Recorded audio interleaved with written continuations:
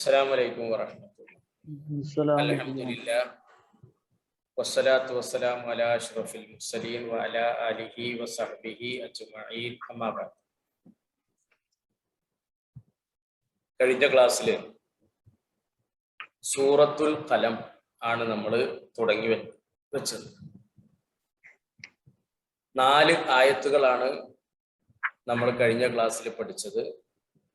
എല്ലാവരും വളരെ ഭംഗിയായി കാണാതെ പഠിച്ചിട്ടുണ്ടാവും എന്ന് വിചാരിക്കുകയാണ്. സൂറത്തിനെ സംബന്ധിച്ച് നമ്മൾ പറഞ്ഞ സംഗതികൾ നിങ്ങളുടെ മനസ്സിലുണ്ടാവും. ഈ സൂറത്ത് 52 ആയത്തുകളാണ് സൂറത്തിലുള്ളത് എന്ന് നമ്മൾ പഠിച്ചു. അതുപോലെ തന്നെ അദദുൽ കെലിമാത്ത് അല്ലെ 301 കെലിമകൾ, 1258 അക്ഷരങ്ങൾ. ഇത് മക്കിയായ സൂറത്താണ്. ഖുർആനിലെ തർത്തീബ് ഇങ്ങനെ അനുസരിച്ച് 68ാമത്തെ സൂറത്താണ്. 29ാമത്തെ ജുസ്ഇലാണ്.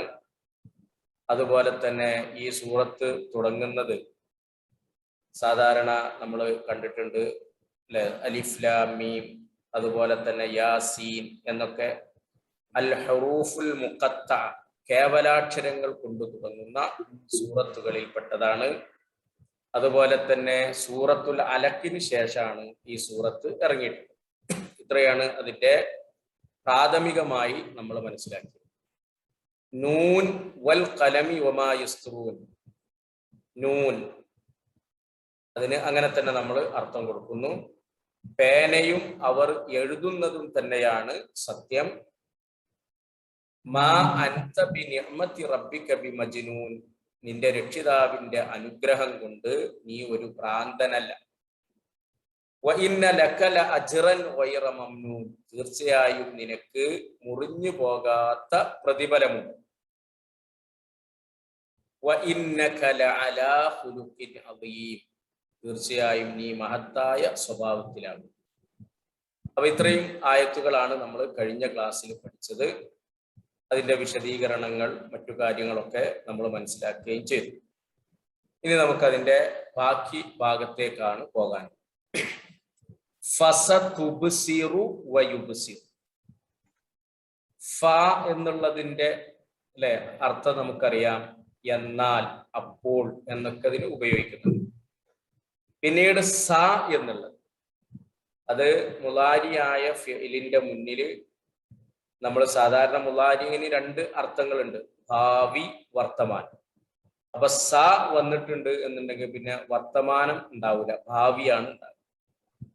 അപ്പൊ ഫസതുബ്സിറു, എന്നാൽ വഴിയെ, പിന്നീട് നീ കണ്ടറിയും.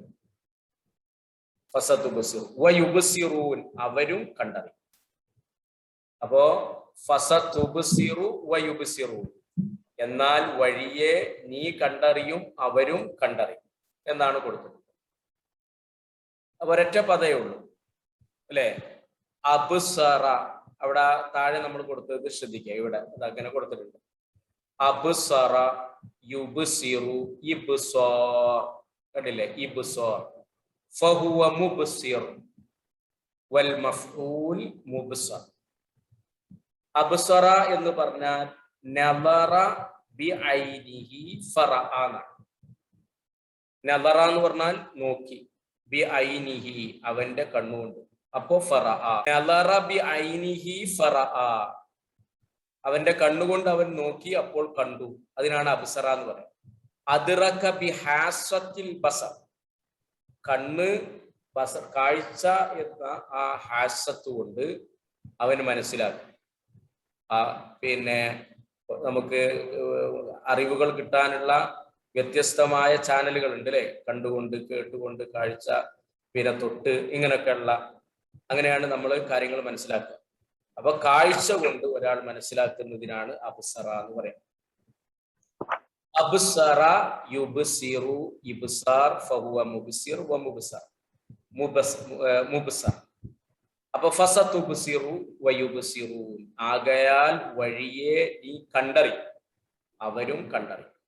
അപ്പൊ കേട്ടിട്ടോ അല്ലെങ്കിൽ മറ്റുള്ള ഒരു രൂപത്തിലോ ഒന്നും അല്ലാതെ നിനക്ക് തന്നെ പ്രത്യക്ഷമായി നിന്റെ കണ്ണുകൊണ്ട് കാണാൻ പറ്റും, അവർക്കും അതുപോലെ തന്നെ കാണാൻ പറ്റും എന്നാണ് പറഞ്ഞത്. എന്ത് എന്നുള്ളത് താഴെ വരുന്നുണ്ട്. ഇവിടെ നമ്മൾ ഇത് ഓതുമ്പോൾ പ്രത്യേകിച്ച് ശ്രദ്ധിക്കാൻ ഉള്ള തജ്വീദ് നിയമങ്ങളൊന്നുമില്ല, നമ്മൾ ഭംഗിയായി ഓതിയാൽ മതി.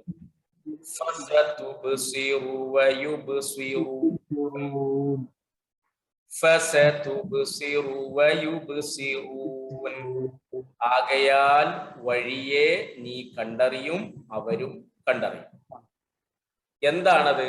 ബി അയ്യിക്കുമുൽ മഫ്തൂൻ. ബി അയ്യിക്കും, നിങ്ങളിൽ ആരാണ്, അൽ മഫ്തൂൻ, കുഴപ്പം പിടിപെട്ടവൻ, ചിത്തഭ്രമമുള്ളവൻ എന്നാണ്. ഭ്രാന്തുള്ളവൻ. മഫ്തൂൻ എന്ന് പറഞ്ഞാൽ കുഴപ്പം പിടിപെട്ടവൻ എന്നുള്ള അർത്ഥമുണ്ട്, ഭ്രാന്തുള്ളവൻ എന്നർത്ഥം. ഇവിടെ നോക്ക് അർത്ഥം കൊടുത്തത്. ആ മഫ്തൂൻ എന്നുള്ള പദം എങ്ങനെ വന്നത്?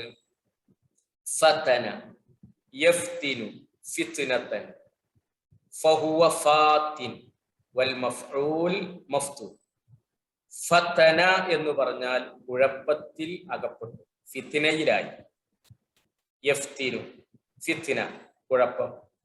ഫാത്തിൻ അല്ലെ, ആ കുഴപ്പം ഫാത്തിൻ, കുഴപ്പമുള്ള ആൾക്ക് പറയും. ഏത് വിഷയത്തിലാണോ, അല്ലെങ്കിൽ മഫ്തൂൻ എന്ന് പറഞ്ഞാൽ മഫ്തൂനായിട്ടുള്ള, അതാണ് ഇവിടെ വന്നത്, കുഴപ്പത്തിൽ അകപ്പെട്ടത്.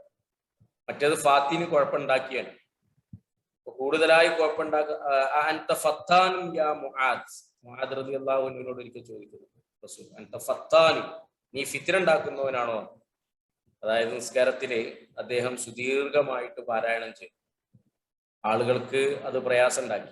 ചില ആളുകളൊക്കെ രാവിലെ സുബഹിക്ക് നിസ്കാരം കഴിഞ്ഞ് ഉടനെ കൃഷിക്ക് അങ്ങനത്തെ പോകേണ്ട ആളുകളാണ്. അപ്പൊ അവർക്ക് അത് ബുദ്ധിമുട്ടായി. അവർ വന്നിട്ട് റസൂലിനോട് പരാതി പറഞ്ഞു. അപ്പോ ബി അയ്യിക്കുമുൽ മഫ്തൂൻ എന്ന് പറഞ്ഞത് അതാണ്. ബി അയ്യിക്കും, നിങ്ങളിൽ ആരാണ് മഫ്തൂൻ, കുഴപ്പം പിടിപെട്ടവർ. അപ്പൊ ബി അയ്യിക്കുമുൽ മഫ്തൂൻ, മഫ്തൂൻ എന്നുള്ളതിന് നമ്മൾ അവിടെ വേറൊരു അർത്ഥം കൊടുത്തത് നിങ്ങൾ ശ്രദ്ധിച്ചിട്ടുണ്ടാവും അല്ലെ? എന്താണത്? ബി അയ്യിക്കുമുൽ മഫ്തൂൻ എന്ന് പറഞ്ഞാൽ ബി അയ്യിക്കുമുൽ ജുനൂൻ എന്നാണ്. എന്താണ്? ബി അയ്യിക്കുമുൽ ജുനൂൻ എന്നുള്ള അർത്ഥം കൂടി ഉണ്ട് അതിൽ. ജുനൂൻ എന്ന് പറഞ്ഞാൽ ജുനൂന് ബാധിച്ചത്, നിങ്ങളുടെ കൂട്ടത്തിൽ ഭ്രാന്ത് ബാധിച്ചവൻ ആരാകുന്നു. അപ്പൊ അങ്ങനെയും അതിനർത്ഥം കൊടുക്കാന്നർത്ഥം, ഭ്രാന്ത് ബാധിച്ചവൻ എന്നുള്ള അർത്ഥത്തിൽ. അപ്പൊ നേരത്തെ നമ്മൾ പറഞ്ഞല്ലോ, അതിൽ തന്നെ കൊടുത്തിട്ടുണ്ട്, ആ ചിത്തഭ്രമം സംഭവിച്ചവൻ എന്നുള്ള അർത്ഥം കൊടുത്തിട്ടുണ്ട്. അതുപോലെ തന്നെ കുഴപ്പത്തിൽ അകപ്പെട്ടവൻ എന്നുള്ള അർത്ഥവും. അപ്പൊ ബി അയ്യിക്കുമുൽ മഫ്തൂൻ, നിങ്ങളിൽ ആരാണ് കുഴപ്പത്തിൽ അകപ്പെട്ടവൻ എന്നുള്ളത് വഴിയെ നിങ്ങൾക്ക് മനസ്സിലാക്കാൻ സാധിക്കും. അപ്പൊ അതാണ് നേരത്തെ പറഞ്ഞ ആയത്തും കൂടെ ചേർത്ത് ഫസതുബ്സിറു വയുബ്സിറൂൻ, ആകയാൽ വഴിയെ നീ കണ്ടറിയും. എന്താണ് കണ്ടറിയുന്നത്? ബി അയ്യിക്കുമുൽ മഫ്തൂൻ, നിങ്ങളിൽ ആരാണ് കുഴപ്പത്തിലകപ്പെട്ടവൻ എന്ന്, നിങ്ങളിൽ ആരാണ് ഭ്രാന്തനായിട്ടുള്ളവൻ എന്ന് അങ്ങനെ പറയാം. നിങ്ങളിൽ ആരാണ് ഭ്രാന്തൻ, നിങ്ങളിൽ ആരാണ് കുഴപ്പത്തിലകപ്പെട്ടവൻ എന്നത് പിന്നീട് നിങ്ങൾക്കും അവനൊക്കെ, നിനക്കും അറിയാം അവർക്കും. ബി അയ്യിക്കുമുൽ മഫ്തൂൻ എന്നുള്ളത് നമ്മൾ പാരായണം ചെയ്യുമ്പോ ശ്രദ്ധിച്ച് അല്ലെ, ബി അയ്യിക്കുമുൽ മഫ്തൂൻ, മഫ്തൂൻ. പ്രത്യേകിച്ച് നിയമങ്ങളൊന്നുമില്ല, ഭംഗിയായിട്ട് ഓതിയാൽ മതി. നിങ്ങളിൽ ആരാണ് കുഴപ്പത്തിൽ അകപ്പെട്ടവൻ എന്ന്. എന്നിട്ട് ഇന്ന റബ്ബക ഹുവ അഅലം, ഇന്ന റബ്ബക ഹുവ അഅലമു ബിമൻ ളല്ല അൻ സബീലി വഹുവ അഅലമു ബിൽ മുഹ്തദി. ഇന്ന റബ്ബക, നിശ്ചയമായും നിന്റെ റബ്ബ്, ഹുവ അഅലം അല്ലെ, അവൻ ഏറ്റവും അറിയുന്നവൻ, നല്ലവണ്ണം അറിയുന്നവൻ. ഹുവ അഅലം ബിമൻ ളല്ല, പിഴച്ചവരെ പറ്റി. ബിമൻ ഒരുത്തരെ പറ്റി, വല്ല പിഴച്ചു, തെറ്റി. അൻ സബീലിഹി, അവന്റെ മാർഗത്തിൽ നിന്ന്, മാർഗത്തെ തൊട്ട്. വഹുവ അഅലം, അവൻ നല്ലവണ്ണം അറിയുന്നവനാണ്. ബിൽ മുഹ്തദീൻ, നേർമാർഗം പ്രാപിച്ചവരെ പറ്റി. അപ്പൊ ഒന്നുകൂടെ ശ്രദ്ധിക്കുക. ഇന്ന റബ്ബക ഹുവ അഅലമു ബിമൻ ളല്ല അൻ സബീലിഹി വഹുവ അഅലമു ബിൽ മുഹ്തദി. അതിൽ നമ്മള് പിന്നെ ചില പദങ്ങളെ വിശദമായിട്ട് കൊടുത്തിട്ടുണ്ട്.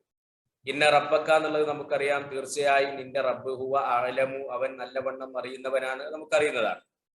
ബിമൻ ലല്ല, വഴി തെറ്റിയവരെ പറ്റി. അപ്പൊ ലല്ല വഴി പിഴച്ചു, യളില്ലു വഴി പിഴക്കും, ലല്ലൻ ലലാലൻ ലലാലത്ത് വഴി പിഴവിനാണ് പറയാം. ലല്ലൻ എന്ന് പറയാം, ലലാലൻ എന്ന് പറയാം, ലലാലത്ത്. ഫഹുവ ലാല്, ലാല് എന്ന് പറഞ്ഞാൽ വഴി പിഴച്ചവൻ. മദുലൂല് അല്ലെ, ലാലു മദുലൂൽ, മദുലൂൽ എന്ന് പറഞ്ഞാൽ വഴി പിഴപ്പിക്കപ്പെട്ടത്. അപ്പൊ ലല്ല അശ്ശഖ്സ്, ഒരു വ്യക്തി ലല്ല എന്ന് പറഞ്ഞാൽ സല്ല അനിശ്ചയി വലം യഹ്തദി ഇലൈ, അതായത് ഒരു കാര്യത്തിൽ നിന്ന് അവൻ സല്ല തെറ്റിപ്പോയി, വലം യഹ്തദി ഇലൈഹി എന്തായില്ല, നേർമാർഗം സിദ്ധിച്ചില്ല. ഇൻഹറഫ സഹീഹ്, ശരിയായതിൽ നിന്ന് തെറ്റിപ്പോയി, ഇൻഹിറാഫ്, ഇതിനാണ് ലല്ല എന്ന് പറയുന്നത്. ഇനി വേറൊരു വാക്ക് വന്നിട്ടുള്ളത് ഹുവ അഅലമു ബിൽ മുഹ്തദീൻ. ആ മുഹ്തദീൻ എന്നുള്ള പദം വന്നത് നമ്മൾ ഇങ്ങനെ ശ്രദ്ധിക്കുക, യഹ്തദ എന്നാണ് അല്ലെ. യഹ്തദ, യഹ്തദി, യഹ്തിദ, ഫഹുവ മുഹ്തദിൻ വൽ മഫ്ഊൽ മുഹ്തദൻ. യഹ്തദ ഇലാ ത്വരീഖിസ് സഹീഹ്, എന്താണ്, ശരിയായ വഴിയിലേക്ക്. യഹ്തദ എന്ന് പറഞ്ഞാൽ നേർമാർഗം പ്രാപിച്ചു. വജദഹു, അതായത് ശരിയായ വഴി അവൻ കണ്ടെത്തി. അറഫഹു അൻ തബസ്സുറ, അൻ തബസ്സുരി, അതായത് അവന് ആ ഉൾക്കാഴ്ചയോട് കൂടിയിട്ട് അത് മനസ്സിലാക്കി എന്നൊക്കെയാണ് യഹ്തദ എന്നതിന്റെ അർത്ഥം. അപ്പോ നേർമാർഗം പ്രാപിച്ചു. യഹ്തദ, യഹ്തദി എന്ന് പറഞ്ഞാൽ നേർമാർഗം പ്രാപിക്കും. യഹ്തിദാ എന്ന് പറഞ്ഞാൽ നേർമാർഗം പ്രാപിക്കും. ഫഹുവ മുഹ്തദിൻ, നേർമാർഗം പ്രാപിച്ചിട്ടുള്ള ആൾക്കാണ് മുഹ്തദ് എന്ന് പറയും. നേർമാർഗം പ്രാപിക്കപ്പെട്ടിട്ടുള്ളത്, പെട്ടത് എന്നൊക്കെയുള്ള അർത്ഥത്തിൽ മുഹ്തദൻ എന്ന് പറയും. അപ്പൊ ഇന്ന റബ്ബക ഹുവ അഅലം, തീർച്ചയായും നിന്റെ റബ്ബിന് അറിയാം. അറിയാം എന്നല്ല, അഅലം എന്ന് പറഞ്ഞാൽ നന്നായി.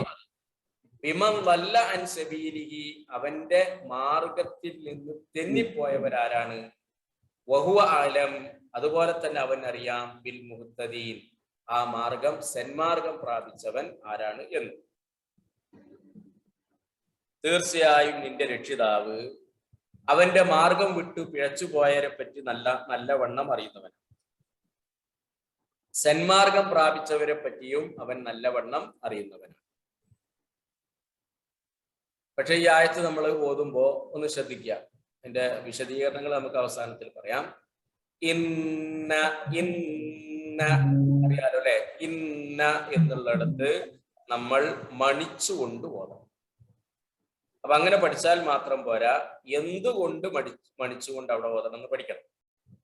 അപ്പോ പിന്നെ അതിങ്ങനെ എപ്പോഴും പറയേണ്ടി വരുന്ന ആവശ്യമില്ല, അങ്ങനെ പഠിച്ചു കഴിഞ്ഞാൽ. മറ്റേതിങ്ങനെ ഓരോന്നിലും പറയണ്ട. ഇന്ന എന്ന് പറഞ്ഞത് നൂന് എന്നുള്ള അക്ഷരത്തിന് ശബ്ദ് വന്നതുകൊണ്ട് നമ്മൾ മണിക്കുന്നു. എല്ലാ അക്ഷരത്തിനും ശബ്ദ് വന്നു എന്നതിന്റെ പേരിൽ മണിക്കേണ്ട ആവശ്യമൊന്നുമില്ല. അപ്പൊ തൊട്ടടുത്ത് തന്നെ റബ്ബൊക്കെ ഉണ്ട് അല്ലെ, നമുക്ക് മണിക്കാൻ പറ്റുമോ? അപ്പൊ ഇന്ന നമ്മളിങ്ങനെ മണിച്ചു പോകും. എങ്ങനെ? ഇന്ന, അങ്ങനെ മണിച്ചിട്ട് പോകാം. അതേപോലെ റബ്ബ മണിക്കാൻ പറ്റുമോ? മണിച്ചു നോക്കുക, കഴിയില്ല അല്ലെ. ലല്ല, ലാമിന് ശബ്ദ് വന്നിട്ടുണ്ട്, മണിക്കാൻ പറ്റുമോ? ഇല്ല. അപ്പോ നൂന് അതുപോലെ തന്നെ മീമ്, ഈ രണ്ട് അക്ഷരങ്ങൾക്കാണ് ശബ്ദ് വന്നതിന്റെ പേരില് മണിക്കേണ്ടതുണ്ട്. മനസ്സിലായില്ലേ? നൂനിനും മീമിനും. അപ്പൊ ഇവിടെ നമ്മൾ ഇന്ന എന്നുള്ളത് ഇന്ന എന്ന് ഓതിയാ പോരാ, റബ്ബ ഓതുന്നത് പോലെ. പിന്നെ ഇന്ന, ഇന്ന അങ്ങനെ മണിച്ചിട്ട് ഓതണം. എന്നാൽ റബ്ബ അങ്ങനല്ല. ഇന്ന റബ്ബക ഹുവ അഅലമു ബിമൻ ളല്ല, ബിമൻ ളല്ല, അവിടെ അതിലേക്ക് അല്പം മണിച്ചു കൊണ്ടുപോകും അല്ലേ. അൻസബീലി, അൻസബീലി അല്പം മണിക്കുക. രണ്ടോടത്തും ഉള്ള നിയമത്തിന്റെ പേര് ഇഖ്ഫാ എന്നാണ്. ഇഖ്ഫാ എന്ന് പറഞ്ഞാൽ നമ്മൾ ഇങ്ങനെ അല്പം അതിലേക്ക് മണിച്ചുകൊണ്ട് മാ ബൈനൽ ഇൽഹാറിന്റെയും ഇദ്ആമും ബിഉന്നയുടെയും ഇടയിലുള്ള ഒരു അവസ്ഥയാണ്. ഇൽഹാർ എന്ന് പറഞ്ഞാൽ വ്യക്താക്കലാണ്. ഇദ്ആമും ബിഉന്ന എന്ന് പറഞ്ഞാൽ നന്നായി മണിച്ച് അതിലേക്ക് കൂട്ടിച്ചേർക്കലാണ്. അപ്പൊ അതിന്റെ രണ്ടിന്റെയും ഒരു അല്പം മണിച്ചുകൊണ്ട് കൂട്ടിച്ചേർക്കും ഇഖ്ഫാ. അപ്പൊ അതാണ് അവിടെ ആ രണ്ട് സ്ഥലത്തും വരുന്ന നിയമങ്ങൾ. അപ്പൊ 3 നിയമങ്ങളാണ് പ്രധാനമായിട്ടുള്ളത്. ഒന്നുകൂടെ ശ്രദ്ധിക്കുക. ഇന്ന അതാണ് ഒരു നിയമം, അതായത് സുക്കൂനുള്ള നൂനിന് ശബ്ദ് വന്നത് കൊണ്ട് മണിച്ചു. ഇന്ന റബ്ബക ഹുവ അഅലമു ബിമൻ ളല്ല അല്പം മണിച്ചുകൊണ്ട് ഓതുക. അൻ സബീലി അവിടെയും അല്പം മണിക്കുക, ഇഖ്ഫാ ചെയ്യുക. വഹുവ അഅലമു ബിൽ മുഹ്തദീൻ ഒന്നുകൂടെ ശ്രദ്ധിച്ചു നോക്കുക.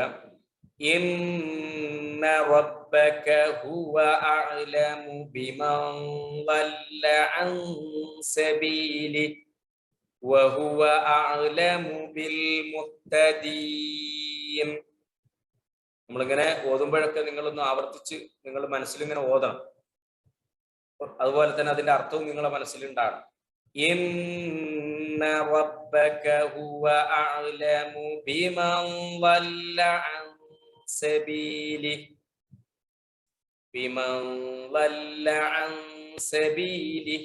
വഹുവ അഅലമു ബിൽ മുഹ്തദീൻ.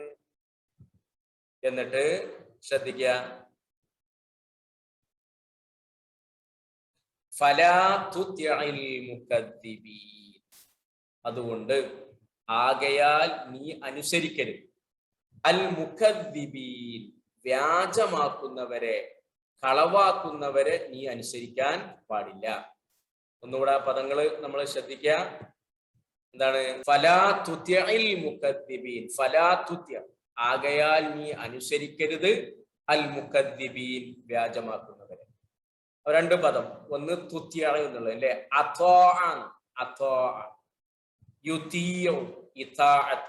എന്ന് പറഞ്ഞാൽ അനുസരിച്ചു, യുതിയോ അനുസരിക്കും, ഇതാഅത്ത് അനുസരണം, ഫഹുവ മുതിയ അനുസരിക്കുന്ന, മുതാഅ് അനുസരിക്കപ്പെട്ടവൻ, അനുസരിക്കപ്പെട്ടത് എന്നൊക്കെ പറയാം. അപ്പോ നമ്മൾ ഈ ഇതാഅത്തൊക്കെ പഠിച്ചിട്ടുള്ള പദമാണ്. ഫല മുകദ്ദിബ് എന്നുള്ള പദം, കദ്ദബ കളവാക്കി, യുകദ്ദിബു കളവാക്കും, തക്ദീബ് വകിദ്ദാബ് കിദ്ദാബ അല്ലെ കളവാക്ക. അപ്പൊ കദ്ദബ എന്നുള്ളതിന്റെ രണ്ട് മസ്തറുകൾ, ഒന്ന് തക്ദീബും ഉണ്ട്, കിദ്ദാബും. ഫഹുവ മുകദ്ദിബ് കളവാക്കുന്നവൻ, മുകദ്ദബ് കളവാക്കപ്പെട്ടത്. കദ്ദബ അൽ ഖബറ ഒരു വാർത്തയെ കദ്ദബ കളവാക്കി എന്ന് പറഞ്ഞാൽ എന്താണ്? സഇമ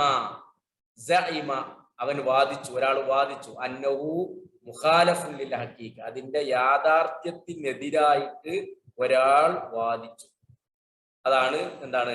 ഒരു വാർത്തയെ അവൻ കളവാക്കി എന്ന് പറഞ്ഞതാണ്. അതിന്റെ യാഥാർത്ഥ്യം എന്താണോ അതിനെതിരായി കൊണ്ട് അവൻ വാദിച്ചു എന്നതാണ് അവിടെ കളവാക്കുക എന്നതുകൊണ്ട് ഉദ്ദേശിച്ചു. അപ്പൊ ഫലാ തുതിഇൽ മുകദ്ദിബീൻ, അതിനാൽ സത്യനിഷേധികളെ നീ അനുസരിക്കരുത്.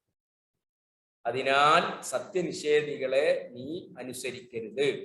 പിന്നെയോ എന്നിട്ട് പറയാണ് വദ്ദു ലൗ തുദ്ഹിനു ഫയുദ്ഹിനു.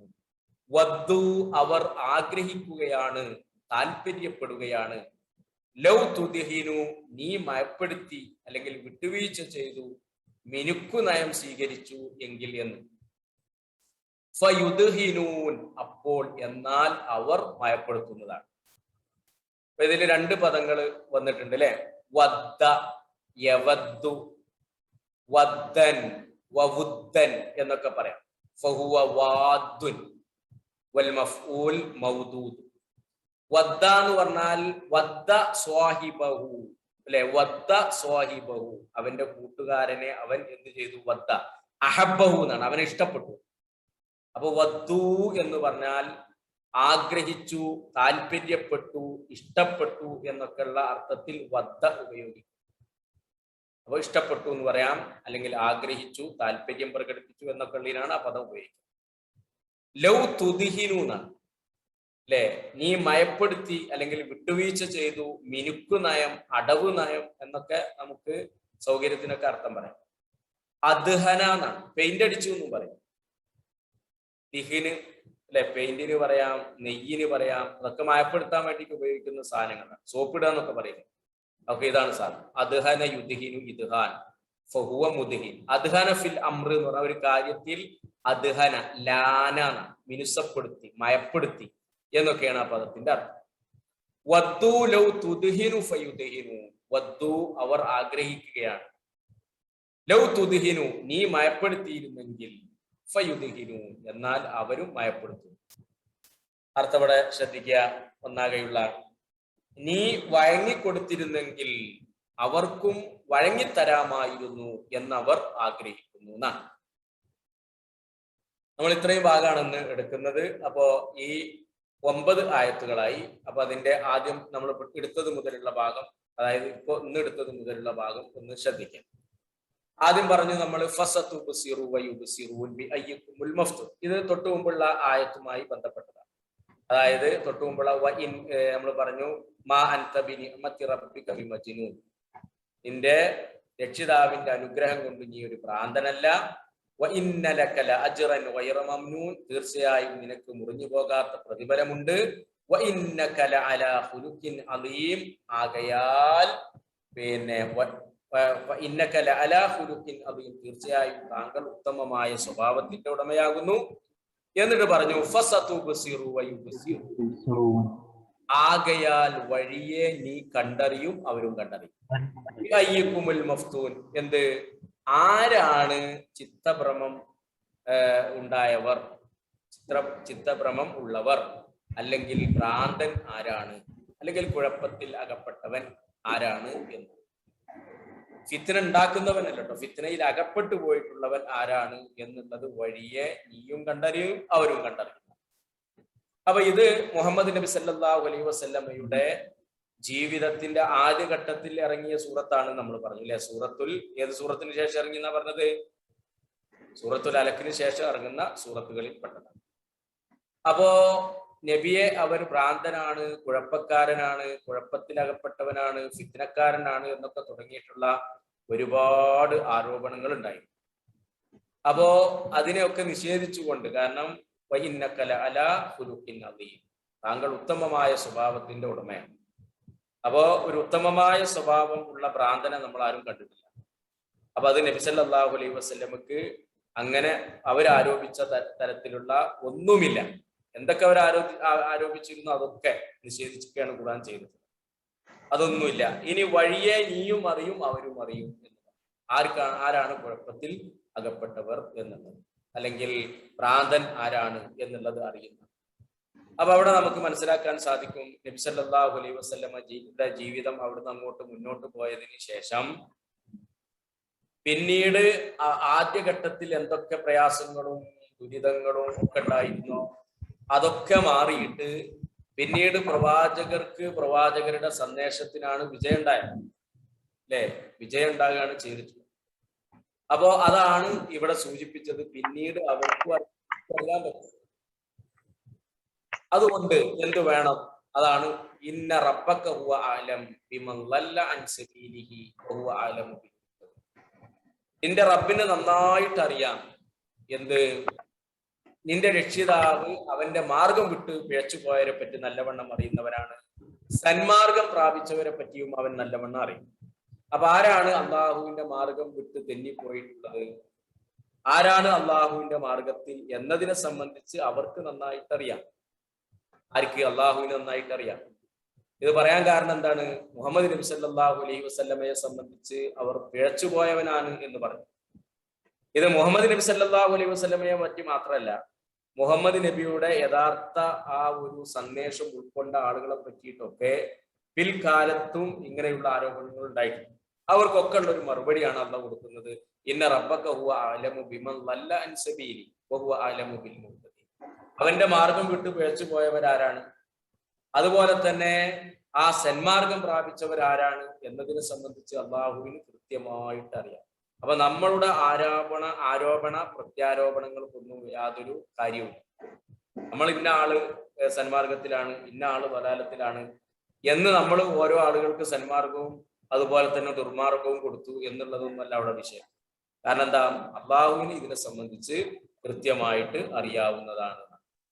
എന്നിട്ട് പ്രവാചകരോടും ശേഷം വരുന്ന ആളുകളോടും പാലിക്കേണ്ടുന്ന വളരെ പ്രധാനപ്പെട്ട ഒരു മര്യാദ പഠിപ്പിക്കുകയാണ്.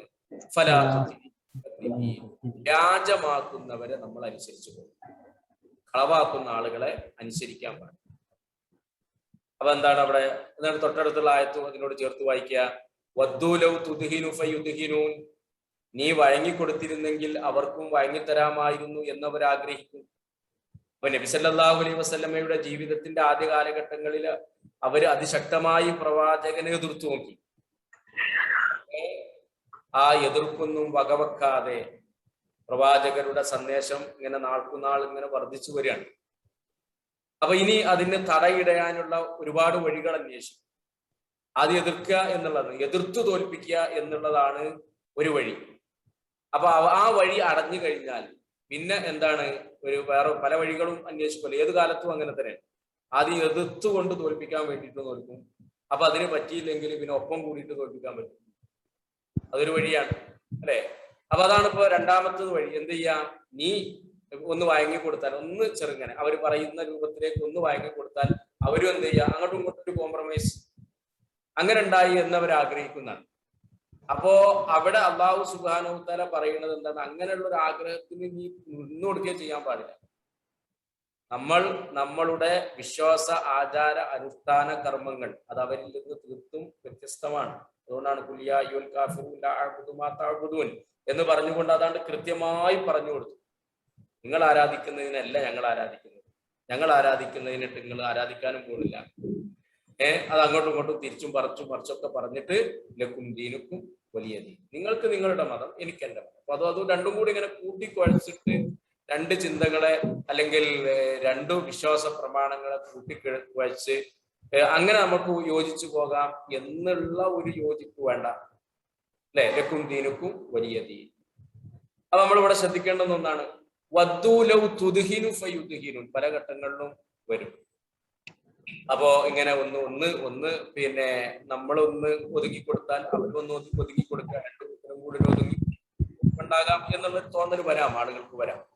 പക്ഷേ ഈ വിശ്വാസ കാര്യങ്ങളിൽ അത് പാടില്ല, അല്ലാത്ത കാര്യത്തിലൊക്കെ പറ്റും. അപ്പൊ ഇവിടെ പറഞ്ഞല്ലോ, ഫലാത്തുദ്ദീൽ മുക്കദ്ദിബീൻ, മുക്കദ്ദിബീകളെ നീ അനുസരിക്കരുത്, വ്യാജമാക്കുന്നവരെ നീ അനുസരിക്കരുത്.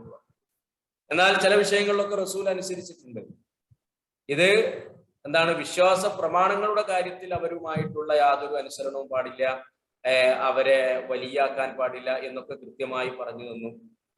എന്നാൽ ദുന്യവിയായ പല വിഷയങ്ങളിലും ഇപ്പൊ നബി സല്ലല്ലാഹു അലൈഹി വസല്ലമ മക്കയിൽ നിന്ന് മദീനയിലേക്ക് ഹിജ്റ പോകുമ്പോൾ കൂടെ കൊണ്ടുപോയത് മുശ്രിക്കായ മനുഷ്യനായിരുന്നു എന്നൊക്കെ നമ്മൾ മനസ്സിലാക്കിയിട്ടുണ്ട്. അപ്പൊ അദ്ദേഹത്തെ അനുസരിച്ചിട്ടുണ്ട്, കാരണം അദ്ദേഹം കാണിച്ചു വഴിയിലൂടെ അല്ലേ പോയിട്ടുള്ളത്. അപ്പൊ ആ വക കാര്യങ്ങളിലൊക്കെ അനുസരിച്ചിട്ടുണ്ട്. എന്നാൽ ഇവിടെ ഈ വിശ്വാസ പ്രമാണവുമായി ബന്ധപ്പെട്ടുകൊണ്ടുള്ള വിഷയങ്ങളിൽ യാതൊരു അനുസരണവും പാടില്ല എന്നതാണ്. ഇതിനെ കുറച്ചുകൂടെ പിന്നെ തീവ്രമായിട്ട് അവതരിപ്പിക്കുന്ന ആളുകളെ കാണും. ഒരു നിലക്കും അങ്ങനെയുള്ള അനുസരിക്കാൻ തന്നെ പാടില്ല, അവരുമായിട്ട് യാതൊരു ബന്ധവും ഉണ്ടാകാൻ പാടില്ല, വറാവക്കങ്ങൾ കേട്ടിട്ടുണ്ടാകും. അപ്പൊ അതിനൊക്കെ അവർ പിന്നെ തെളിവായിട്ട് പറയാനുള്ള ആയത്തുകളിൽ പെട്ടതൊക്കെയാണ്. പക്ഷെ ആ സംഗതിക്ക് വേണ്ടിയിട്ട് പറഞ്ഞതല്ല. നബി സല്ലല്ലാഹു അലൈഹി വസല്ലമ തന്നെ അവരെ അനുസരിച്ച് നമുക്ക് കാണിച്ചു തന്നിട്ടുണ്ട് പല വിഷയങ്ങൾ. എന്നാൽ ദീനിയായ ഇത്തരം വിഷയങ്ങളിൽ യാതൊരു കോംപ്രമൈസും അനുസരണവും പാടില്ല. കാരണം എന്ത് എന്നുള്ളത് ശേഷം ആരൊക്കെ പാടില്ല എന്നുള്ളതൊക്കെ തുടർന്നുള്ള ആയത്തുകളിൽ വരുന്നുണ്ട്. അനുസരിക്കുക എന്നുള്ളത് മാത്രമല്ല, വദ്ദൂലൗ തുദ്ഹിനു ഫയുദ്ഹിനൂൻ, നീ കുറച്ചൊന്ന് വാങ്ങി കൊടുക്കുക. ആ രീതിയിൽ അങ്ങനെ ഒരു വാങ്ങി കൊടുക്കുന്ന പ്രശ്നം തന്നെ ഇല്ല. ബാക്കിയുള്ള വിട്ടുവീഴ്ച ചെയ്യാവുന്ന ഒരുപാട് മേഖലകളുണ്ട്, അതിലൊക്കെ നമുക്ക് വിട്ടുവീഴ്ച ചെയ്യാൻ പറ്റും. എന്നാൽ വിശ്വാസപരമായിട്ടുള്ള വിഷയങ്ങളിൽ അങ്ങനെയുള്ള ഒരു വിട്ടുവീഴ്ചക്കും അതുപോലെ തന്നെ വഴങ്ങലിനും വിധേയമാകാൻ പാടില്ല. കാരണം അത് നമ്മുടെ ഐഡന്റിറ്റിയുമായി ബന്ധപ്പെട്ട സംഗതിയാണ് എന്നുള്ള നിലക്ക് പരിചയപ്പെടുത്തുന്നത്. അല്ലാത്ത നിലക്കുള്ള ഒരു കാർക്കശ്യവും ഈർഷ്യതയും അവരോടുണ്ടാകണം എന്നുള്ള രൂപമൊന്നും പരിചയപ്പെടുത്തി തരികയും ചെയ്തിട്ടില്ല. അപ്പൊ നമ്മൾ പരിചയപ്പെടുത്തിയ സംഗതിയെ ശരിയാവണ്ണം ഉൾക്കൊള്ളുകയും പരിചയപ്പെടാത്തതേ കൂടെ ഇതിലേക്ക് വലിച്ചയച്ചുകൊണ്ട് അങ്ങനെയുള്ള ഒരു പലിശ സ്വഭാവം ഉണ്ടാകുകയും ചെയ്യുക എന്നുള്ള രൂപം ഉണ്ടാകാൻ പാടില്ല എന്നാണ് ആയത്ത് മനസ്സിലാക്കി തരുന്നത്. കാരണം ഇന്നക ലാലാ ഖുലുഖിൻ അദീം എന്ന് പറഞ്ഞിട്ടാണ് പോകുന്നത്. പിന്നെ അതിനൊക്കെ തകിടം മറിക്കുന്ന രൂപത്തിലുള്ള പിന്നെ സ്വഭാവം ഉണ്ടാകാനും പാടില്ല. ഏറ്റവും നല്ല സ്വഭാവത്തിന്റെ ഉടമയാണ് എന്ന് പറഞ്ഞു പോന്നിട്ട് പിന്നെ അതിനൊക്കെ എതിരായിട്ടുള്ള ഒരു ആയത്തിന് ശേഷം വരുന്നതല്ല. ഇവിടെ പറഞ്ഞിട്ടുള്ള സംഗതി അതല്ല എന്ന് നമ്മൾ മനസ്സിലാക്കി. നമുക്ക് ഇവിടുന്ന് അങ്ങോട്ടൊന്ന് ഓതി നോക്കാം, ശ്രദ്ധിച്ചിരിക്കാം.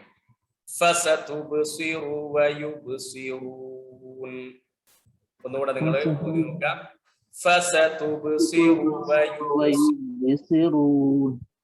ബിഅയ്യികുമുൽ മഫ്തൂൻ ബിഅയ്യികുമുൽ മഫ്തൂൻ ഇന്ന റബ്ബക ഹുവ അഅലമു ബിമൻ ളല്ല അൻ സബീലിഹി വഹുവ അഅലമു ബിൽ മുഹ്തദീൻ. ആയത്ത് ഒന്നാകെ തന്നെയാണ് ഓതേണ്ടത്. ഇന്ന റബ്ബക ഹുവ അഅലമു ബിമൻ ളല്ല അൻ സബീലിഹി വഹുവ അഅലമു ബിൽ മുഹ്തദീൻ. ഒന്നുകൂടെ ഓതി നോക്കാം. ഇന്ന റബ്ബക ഹുവ അഅലമു ബിമൻ ളല്ല അൻ സബീലിഹി വഹുവ അഅലമു ബിൽ മുഹ്തദീൻ. فلا تطع المكذبين فلا تطع المكذبين ودوا لو تدهن فيدهنون ودوا لو تدهن فيدهنون. അപ്പോ കഴിഞ്ഞ ക്ലാസ്സിൽ ആരും ഓതിയിട്ടിട്ടില്ല, എനിക്ക് തോന്നുന്നത് ആ വാട്സപ്പിന്റെ പ്രശ്നമുണ്ട് തോന്നുന്നുണ്ട്. ഏതായിരുന്നാലും ഈ 9 ആയത്തുകൾ കാണാതെ പഠിച്ച് നമ്മുടെ ഗ്രൂപ്പിൽ എല്ലാവരും ഇടണം. ഇനി കാണാതെ പഠിക്കാൻ എന്തെങ്കിലും ബുദ്ധിമുട്ടുള്ള ആളുകൾ ഉണ്ടെങ്കിൽ അവർ നോക്കിയിട്ടും ഓതിയിട്ടിടാം. എന്നാൽ എന്തെങ്കിലുമൊക്കെ തെറ്റുകളൊക്കെ ഉണ്ടെങ്കിൽ നമ്മുടെ ഷാഫി ഉസ്താദ് പോലെയുള്ള ഉസ്താദുമാർ അവിടെ ഉണ്ട്, അവർ നിങ്ങൾക്ക് അതിൻ്റെ എല്ലാ തെറ്റും തിരുത്തി തരും. അപ്പോൾ അതുകൊണ്ട് തന്നെ എല്ലാവരും കഴിയുന്ന പരമാവധി എല്ലാവരും കാണാതെ പഠിക്കാൻ വേണ്ടിയിട്ട് തന്നെ ശ്രദ്ധിക്കുക. കഴിയാത്ത ആളുകളുണ്ട് എന്നുണ്ടെങ്കിൽ മാത്രം അവർ അത്രയും ഭാഗം നോക്കിയിട്ട് ഓതുകയും ചെയ്യും. ഏതായിരുന്നാലും നോക്കി ഭംഗിയായിട്ട് ഓതാൻ പഠിക്കണം. അതിൻ്റെ അർത്ഥവും ആശയമൊക്കെ നമ്മൾ ഉൾക്കൊള്ളുകയും വേണം. അപ്പോൾ ഇത്രയും ഭാഗമാണ് ഇന്ന് എടുക്കുന്നത്. ബാക്കി ഇൻഷാ അല്ലാഹ് നമുക്ക് അടുത്ത ക്ലാസ്സിൽ എടുക്കാവുന്നതാണ്. അസ്സലാമു അലൈക്കും വറഹ്മത്തുള്ളാഹി വബറകാതുഹു.